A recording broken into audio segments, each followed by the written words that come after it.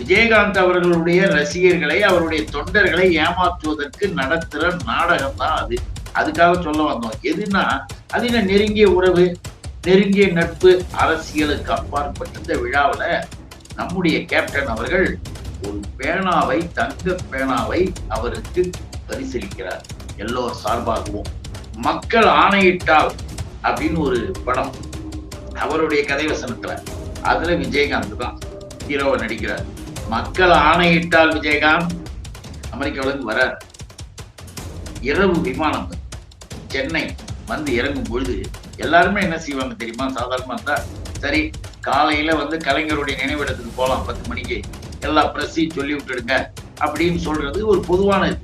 ஆனால் அந்த பாசம், அந்த ஜெயலலிதாவினுடைய காலத்துல ஜெயலலிதா என்ன சொன்னாங்க? அவங்க ஒரு அளவை மீறி விஜயகாந்த் அவர் குடியாரர், இத பத்திரிகையெல்லாம் போட்டு விட்டாங்க. உடனே விஜயகாந்த் கிட்ட கேட்கும்போது அவர் என்ன பதில் சொன்னார் தெரியுமா?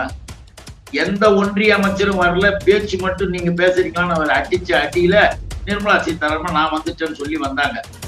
இதுக்கா போனீங்க? ஜனங்க எங்களுக்கு உதவி செய்யுங்கன்னா நாங்க செய்ய முடியாது, நாங்க கொடுக்க முடியாது, நாங்க அறிவிக்க முடியாது. இதுக்கு எதுக்குமா நீங்க போனீங்க? நீங்க எங்கேயாவது உங்க ஊருக்கு போய் எங்கேயாவது சுகமாக சந்தோஷமா இருக்க வேண்டியதானே?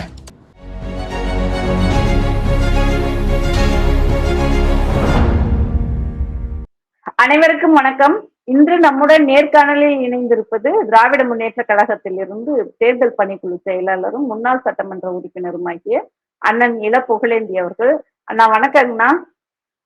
அனைவருக்கும் வணக்கம். கேளுங்கம்மா. இவரு புரட்சி கலைஞர் விஜயகாந்த் அவர்கள் இயற்கை எழுதிட்ட எல்லாத்துக்கும் அது தெரியும்.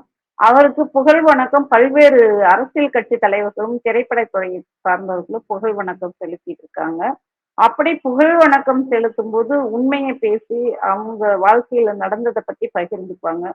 நம்ம பிரதமர் மோடி அவர்களும் புகழ் வணக்கம் செலுத்தியிருக்காரு. விஜயகாந்த் அவர்கள் வந்து என்னுடைய நீண்டகால நண்பர் என்று சொல்லி புகழ் வணக்கம் செலுத்தியிருக்காரு. அவரு எந்த விதத்துல அவர் கூட நீண்ட நாளா நட்புல இருந்தாரு, என்ன அதை பத்தின விளக்கம் கொஞ்சம் சொல்லுங்க. விளக்கம் என்பதை விடமா எல்லாவற்றையுமே பாரதிய ஜனதா என்ற பாசிஸ்டுகளுடைய பார்வையில் எப்படின்னா அரசியலாக்கணும். அதன் மூலமாக தங்களுக்கு ஏதாவது ஒரு பலனை நலனை உருவாக்கிக்கணும். அதுக்காக தான் எல்லாமே செய்யற ஆட்கள்.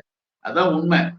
என்னன்னு கேட்டீங்கன்னா, இப்ப நாடாளுமன்ற தேர்தல் இன்னும் 1 மாசம் 1.5 மாசத்துல வர மாதிரி இருந்தா, விஜயகாந்த் அவர்கள் என்னுடைய நெருங்கிய நண்பர், நான் அவர் அப்படி நேசித்தேன் இப்படி நேசித்தேன் சொன்னது மட்டும் இல்ல, நேரா வந்து இந்நேரம் மோடி அமித்ஷா எல்லாம் கியூல நின்னு மலர் வளையம் வச்சிருப்பாங்க, அஞ்சலி செலுத்திருப்பாங்க.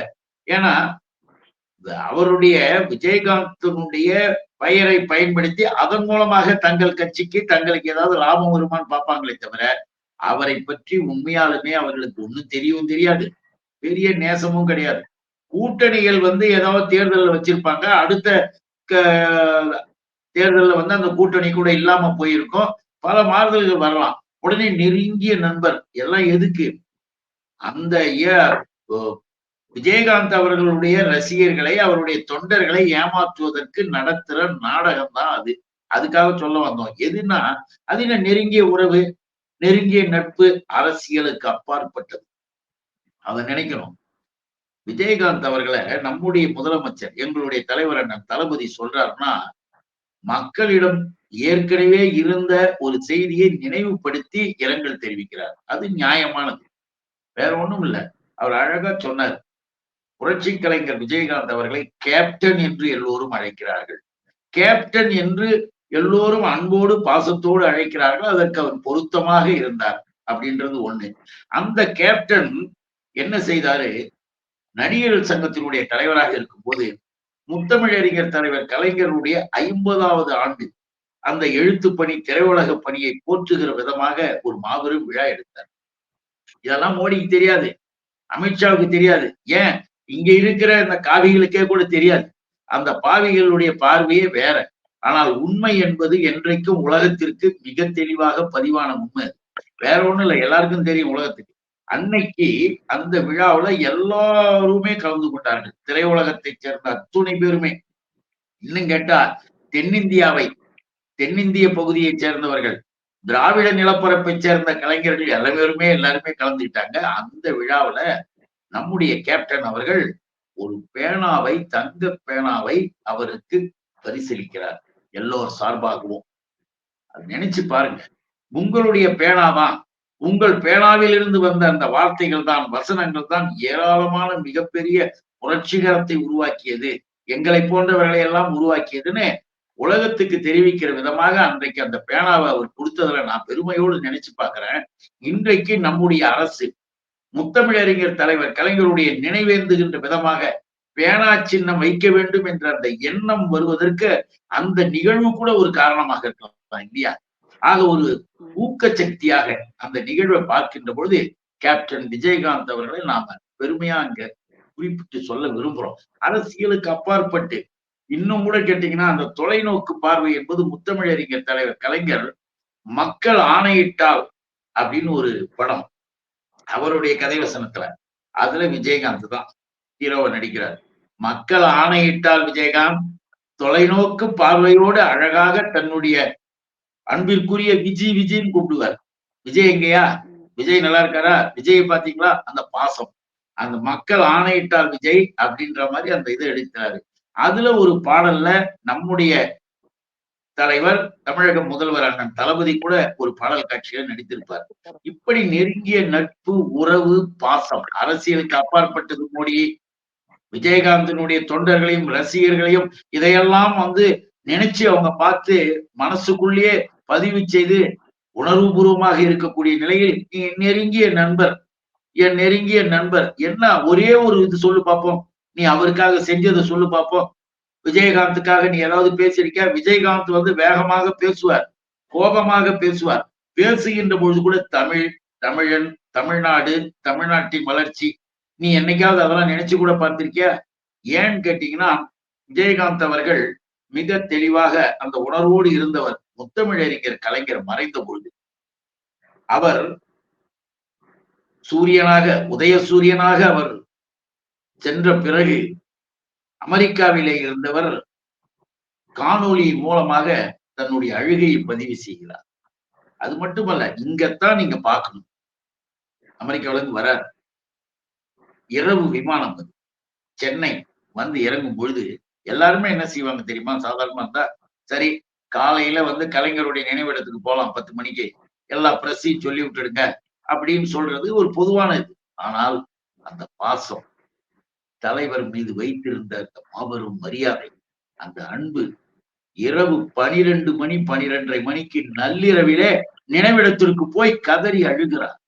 அந்த காட்சியெல்லாம் பார்க்கின்ற பொழுது அவர் பண்பாளர், அன்பாளர், முத்தமிழறிஞர் தலைவர் கலைஞரை நேசித்தவர், நம்முடைய முதலமைச்சர் தலைவர் தளபதி அவர்களுடைய குடும்ப நண்பராக இருப்பவர் என்பது தெளிவாக தெரியுது. ஆனா அரசியல்ல ஓட்டு வாங்கணும், அது வாங்கணும், அவங்களை ஏமாத்தணும், இவங்களை ஏமாத்தணும்னு ஆக்ட் பண்ணிட்டு அமித்ஷா என் நெருங்கிய நண்பர்னுவாரு, இவர் எனக்கு நெருங்கிய நண்பர்னுவாரு. மறுநாள் அடுத்த நிமிஷமே கண்டுக்க மாட்டாங்க. ஒரு துளி கூட நம்முடைய கேப்டனுக்காக அவர்கள் கண்ணீர் கூட கலங்கி இருக்காது. அவங்களுக்கு அந்த எண்ணமே கிடையாது. டெய்லி எவ்வளவு சாவு, அதுல இது ஒரு சாவு, இதை வச்சுக்கிட்டு நாம ஏதாவது ஆக்ட் பண்ணலாம்னு நடிச்சிருக்காங்களே தவிர அதுல வேற ஒரு உண்மை இல்லை என்பதுதான் என்னுடைய கருத்து. சரி சரி. இப்ப தமிழக அரசு கூட முழு அரசு மரியாதை கொடுக்கப்படும்னு சொல்லிட்டு முதல்வர் அவர்கள் அறிவிச்சிருக்காரு. அந்த அங்க பந்தல்ல தமிழக அரசு சார்பா என்னென்ன பண்ணிட்டு இருக்காங்க, அரசாங்கம் ஏதாவது செய்யுதுங்களா?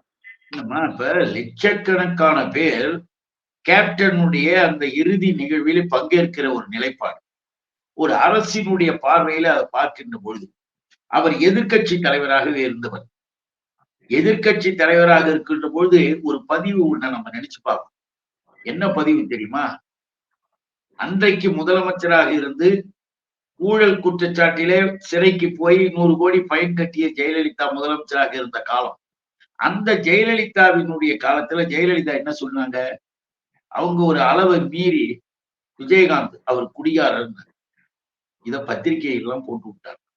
உடனே விஜயகாந்த் கிட்ட கேட்கும்போது அவர் என்ன பதில் சொன்னார் தெரியுமா? இவங்கதான் எனக்கு ஊத்தி கொடுத்தாங்க, என்ன போய் குடிகாரன்னு சொல்றாருன்னு பதில் கொடுத்தாரு. யார்? விஜயகாந்த் கொடுத்தார், கேப்டன். யாருக்கு எப்படி? நீ கேட்கிற கேள்விக்கு ஏத்த பதில் தான் நான் சொல்ல முடியும். நீ என்ன கேட்ட? இப்ப நம்ம இளைஞரணி மாநில செயலாளர் தம்பி மாண்புமிகு அமைச்சர் உதயா என்ன கேட்டாரு? நிதி கொடுங்க அப்படின்னு கேட்கும்போது நிதியமைச்சர் என்ன சொல்லலாம்? இப்ப இல்லைங்க, அப்புறம் பார்க்கலாங்க, ஏதோ ஒண்ணு சொல்லலாம். ஆனா இந்த நிர்மலா சீதாராமன் என்ன சொன்னாங்க? இதெல்லாம் ஏடிஎம்மா? அப்ப எங்க யூனியன் கவர்மெண்ட் ஏடிஎம் மிஷினா? அப்படின்னு நீங்க போட்ட உடனே அவங்க இதான் ஒரு நிர்மலா சீதாராமன் இல்லைங்கண்ணா, அது வேற ஒரு ஒன்றிய அமைச்சர் சொன்னாங்க. ஒன்றிய ஏடிஎம் மிஷினா? அமைச்சர் சொன்னாங்கன்னா யார் ஆன் பிஹாப் ஆஃப் நிர்மலா? நிதியமைச்சருக்காக சொல்லப்பட்டது அது. அவங்க பேரை பயன்படுத்த சொல்றாங்க. நிதியமைச்சருக்காக சொல்லப்பட்டது, சும்மா கிடையாது. ஏடிஎம் அப்படின்னு அவங்க சொல்ல, அதை எடுத்து இவங்க சொல்ல, ஆக கேட்டது சொன்னது எல்லாமே நிதிதான். அந்த மந்திரி தான். அந்த மந்திரி செஞ்ச இந்த வேலைக்கு தான் நம்ம உதய என்ன சொன்னார்? அவங்க இப்படி சொன்னோன்னா மரியாதை குறைவாக பேசிட்டார். அப்பதான் உதய என்ன சொன்னாரு? நீங்க உங்களோட செய்தியாளர் கேட்கும்போது சொன்னார், உங்க அப்பா வீட்டு பணத்தை கேட்கல, எங்க மக்கள் கட்டிய வரி பணத்தை கேட்கணும், கொடுங்கன்னாரு.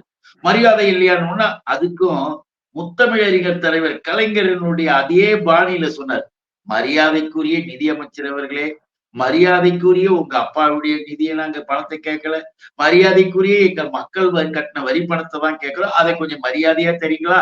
போதுமா மரியாதை அப்படின்னு அழகா ஒரு பதிலை நெத்தியடி பதிலாக அடித்தார். எதுக்காக சொல்றேன்னா, யார் எப்படி கேள்வி கேட்கிறாங்களோ அவங்களுக்கு அப்படித்தான் பதில் தர முடியும். அதனாலதான் அந்த நிதி அமைச்சராக சொல்லப்பட்டவங்க கூட பாஷ கீஷன் அவங்க பாணியில சொன்னாங்க. நாம என்ன சொல்லுவோம்? என்ன பேச்சு பேசுறீங்கன்னு கேட்கலாம், இல்ல என்ன மொழியில சொல்றீங்கன்னு கேட்கலாம். என்ன பாஷை பேசுற அப்படின்றது யார் பேச்சு? நிர்மலா சீதாராமன் வீட்டுல பேசுற பேச்சு.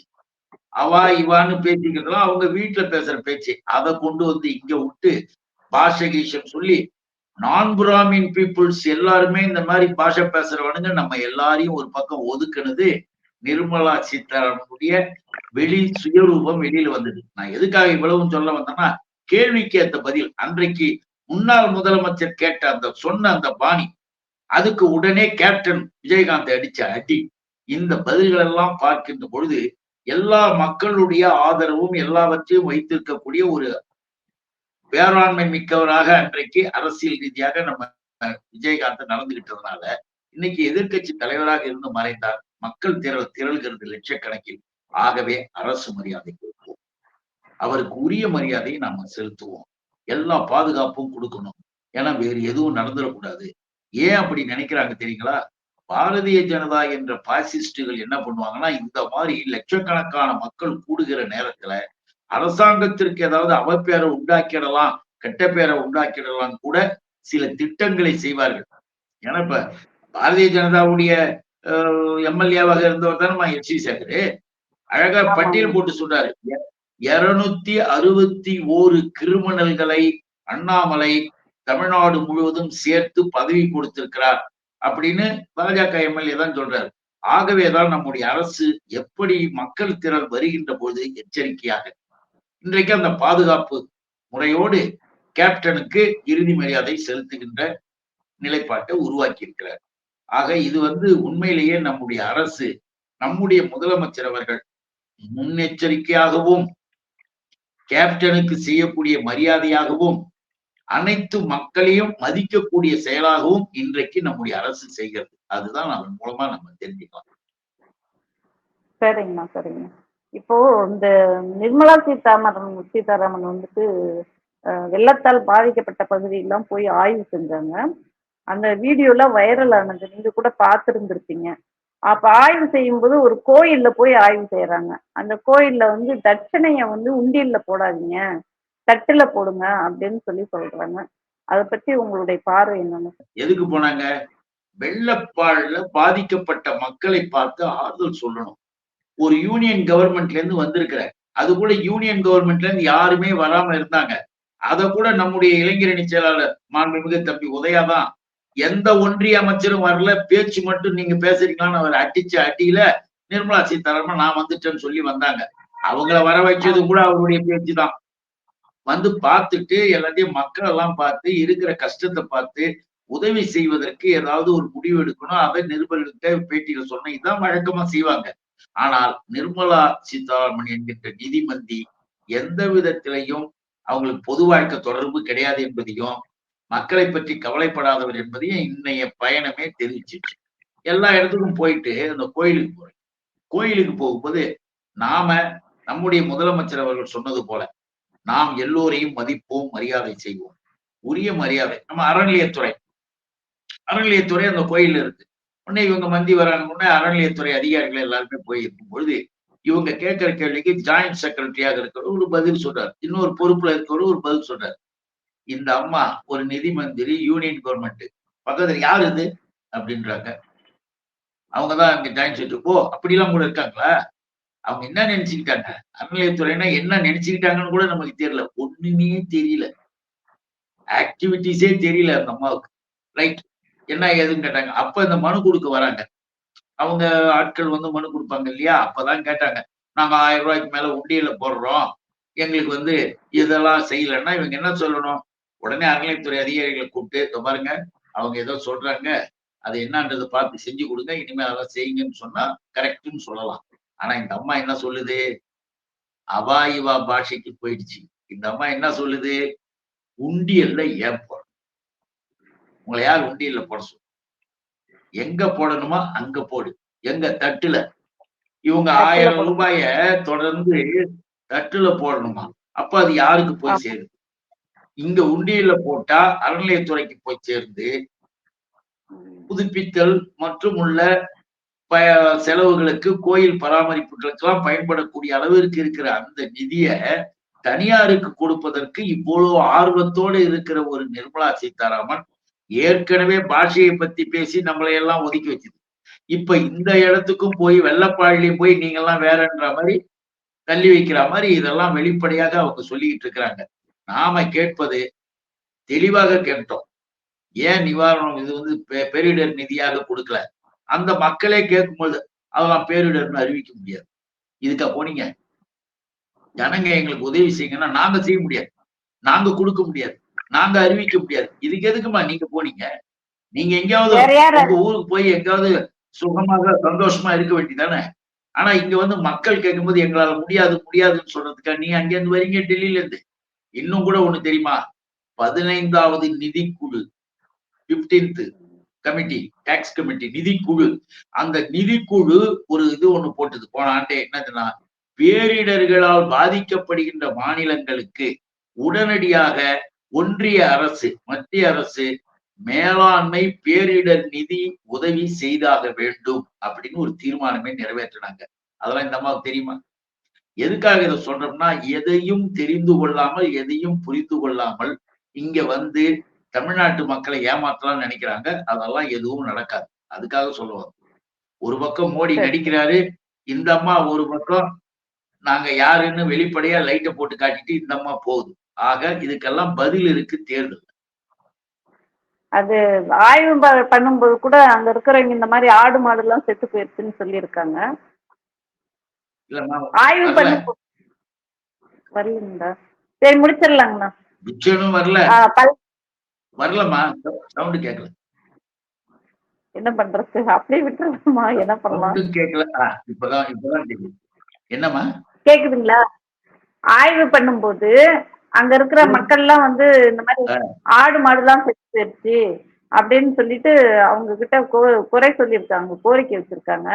அந்த அம்மா வந்துட்டு அதையே என்கிட்ட சொல்றீங்க, அதெல்லாம் அதெல்லாம் நான் பார்க்க முடியாது, அவங்க கிட்ட சொல்லுங்க அப்படின்னு சொல்லியிருக்காங்க. அந்த கோரிக்கை அது வச்சு மட்டுமாமா சொன்னாங்க? எங்களுக்கு ஆடு மாடுகள்லாம் இவ்வளவு ஒரு யாராக இருந்தாலும் பாதிக்கப்பட்ட மக்கள், கஷ்டப்படுற மக்கள் என்ன செய்வாங்க? ஐயோ வந்திருக்கிறாங்க, அமைச்சர்கள் வந்திருக்காங்க, உடனே போய் மனு கொடுப்பாங்க. நாங்க எங்களுக்கு ஏதாவது செய்யணும், நாங்க பாக்குறோம், நான் ஏற்பாடு பண்றேன் அப்படின்னு சொல்லிட்டு போறவங்க, போய் அதற்கான ஏற்பாடு செய்யறவங்களை தான் உண்மையாலுமே நம்ம மதிக்கலாம், பாராட்டலாம். நீ அங்க அதை சொல்லிவிட்டு இன்னும் என்ன பண்றீங்க? உள்ள போய் பெருமாள் போய் கும்பிடுங்க. யாரு? கோயிலுக்கு. கோயில்ல போய் கேளுங்கன்னா என்ன அர்த்தம் இது? கோயில்ல சாமி கும்பிடுங்கன்னா அது அவங்களுக்கு தெரியும். நீங்க ஒண்ணும் சொல்ல வேண்டிய அவசியம் கிடையாது. அது அவங்க செய்வாங்க. ஆனா கோயில்ல போய் நீங்க கேளுங்க போங்க அப்படின்னா, கும்பிடுங்க அப்படின்னா என்ன அர்த்தம்? மொத்தமாக நல்லா புரிஞ்சுக்கலாம். பாரதிய ஜனதா என்கின்ற அந்த பாசிச கட்சி எல்லோரையும் மதவெறித்தனமாக பார்ப்பது என்பது மட்டுமல்ல, இப்படி பேரிடரிலே பாதிக்கப்பட்டு மக்கள் எல்லாம் கஷ்டப்பட்டுக்கிட்டு இருக்கும்போது கூட கொஞ்சம் கூட கலங்காம அரசியல் செய்கிறது.